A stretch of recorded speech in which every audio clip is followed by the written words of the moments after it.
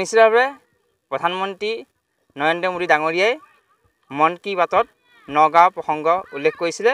আৰু মই বৰ্তমান উপস্থিত আছোঁ নগাঁও কাৰ্বি আংলং সীমান্তৱৰ্তী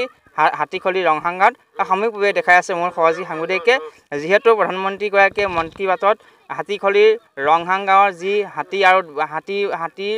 হাতীৰ কাৰণে খেতি কৰিছিল আৰু খেতিৰ প্ৰসংগত আপোনালোকে এই মন কী বাতত কৈছিলে আৰু যিহেতু হাতী আৰু বন্ধুত্ব ৰাখিবলৈ ইয়াত হাতীৰ কাৰণে খেতি কৰে আৰু সামগ্ৰিকভাৱে দেখাই আছে মোৰ সহযোগী সাংবাদিকে যিহেতু এইখিনি মাটিত 200ৰো অধিক বিঘাৰ মাটি ইয়াৰ হাতীৰ কাৰণে ধান খেতি কৰে আৰু নেপিয়াৰ কৰে পাহাৰত আৰু সামগ্ৰিকভাৱে দেখাইছে মোৰ সহযোগী সাংবাদিকে যিহেতু ইয়াত ৰংহাং গাঁৱৰ ৰাইজ উপস্থিত আছে বৰ্তমান তেওঁলোকে উৎফুল্লিত হৈ আছে যিহেতু যোৱাকালি প্ৰধানমন্ত্ৰী ডাঙৰীয়া মন কী বাতত উল্লেখ কৰিছিল যে ৰংহাং গাঁৱৰ ৰাইজৰ বিষয়ে মোৰ লগত উপস্থিত আছে প্ৰকৃতপ্ৰেমী বিদ্যুৎ ধুনু বৰা কি ক'ব সঁচাকৈ আজি হাতী বন্ধু বিশেষকৈ আমাৰ শ্ৰদ্ধাৰ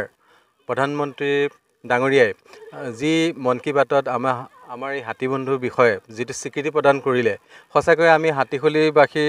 গোলাঘাটবাসী য'ত আমাৰ হাতীৰ কাৰণে খেতি কৰিছিলোঁ সকলোৱে উৎফুল্লিত হৈছে আৰু এণ্টায়াৰ গোটেই হাতী বন্ধু পৰিয়াল আজি সঁচাকৈ উৎফুল্লিত আৰু আনন্দমুখৰ পৰিৱেশৰ সৃষ্টি হৈছে আৰু উৎসাহ দুগুণে বাঢ়ি গৈছে আমি হাতীৰ কাৰণে যিহেতু হাতীৰ এতিয়া দিনক দিন সংখ্যাটোও কমি গৈছে আজি ব্ৰিটিছৰ সময়ত 1 লাখৰ ওপৰ হাতী আছিলে এতিয়া 5,000ৰ কম হাতী আছে গতিকে আমি হাতীখলিৰ ৰংহাংবাসী ৰাইজৰ সহযোগত হাতীৰ কাৰণে আমি হাতীখলিয়ে যি 200 বিঘা ধান খেতি কৰি আৰু লগতে 800 বিঘা নেপিয়াৰ বুমগ্ৰাছ এনেকৈ কৰি আমি যিখিনি হাতীৰ সংঘাতটো ৰোধ কৰিবলৈ সক্ষম হ'লোঁ এইটো আজি প্ৰধানমন্ত্ৰী ডাঙৰীয়াই ইমান সুন্দৰভাৱে গোটেই দেশবাসীৰ ভিতৰত সম্বোধন কৰিলে সেইটো মই আৰু ভাষা নাই কি বুলি আমি তেওঁক মানে প্ৰণাম জনাম আৰু ইয়াত বিশেষকৈ মই প্ৰদীপ কুমাৰ ভূঞা খুৰাৰ নাম ল'ব লাগিব তেখেতৰ ইনিচিয়েটিভত আমি এই কাম কৰিছিলোঁ আৰু হাতীখলিৰ ৰংহাংবাসী ৰাইজ একত্ৰিত হৈ আমি হাতীৰ কাৰণে অহৰহ 8 বছৰ ধৰি খাদ্য প্ৰদান কৰিলোঁ আৰু এইটো আমাৰ অকল হাতী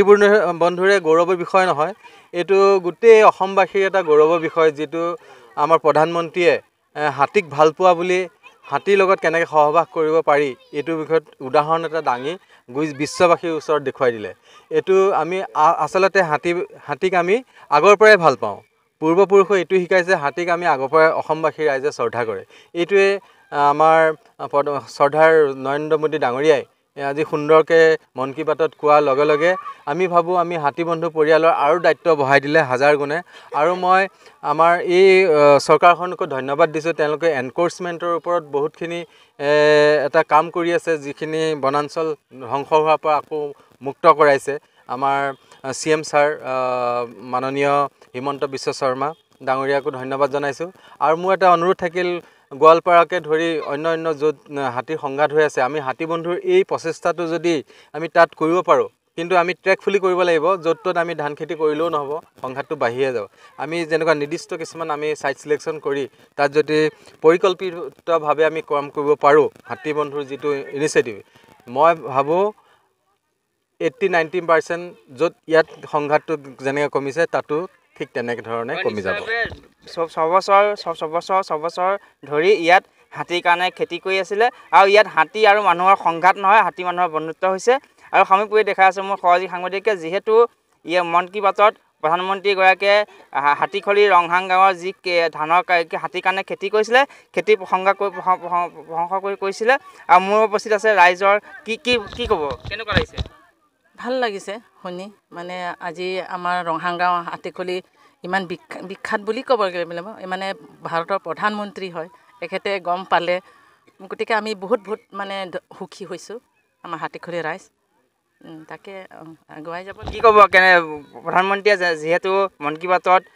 ঠাইখনৰ কথা কৈছে আৰু আপোনালোকে খেতি কৰে হাতীৰ কাৰণে খেতি কৰে সেই বিষয়ে কৈছে কি ক'ব মই মানে ৰাইজৰ ফালৰ পৰা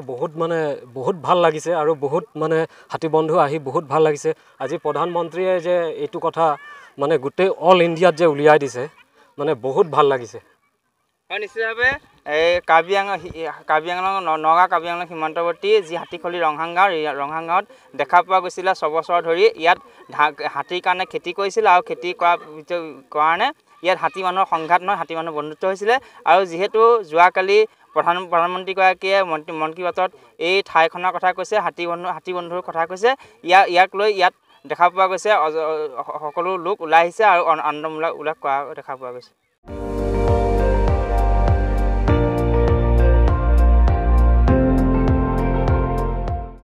আপুনি চাই আছে ND24, সৰ্বশ্ৰেষ্ঠ নহয় সৰ্বোত্তমৰ দৌৰ।